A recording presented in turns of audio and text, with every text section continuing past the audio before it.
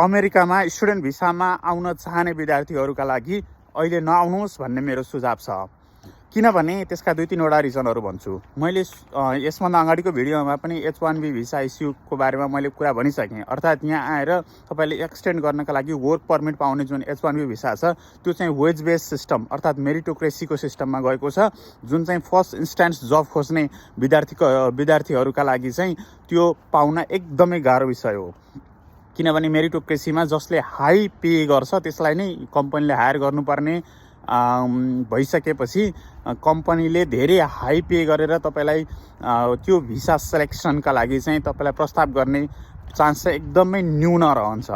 त्यसबाहेक अर्को विषय भनेको अहिले स्टुडेन्ट भिसा होस् वा भिजिट भिसा होस् वा अन्य जुनसुकै भिसाहरू पनि अहिले एकदमै टाइट गरेको अवस्था छ।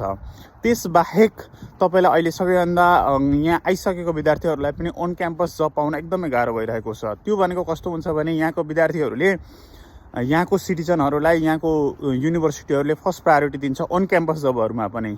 त्यो किन हो भने यहाँको विद्यार्थीहरूले लगभग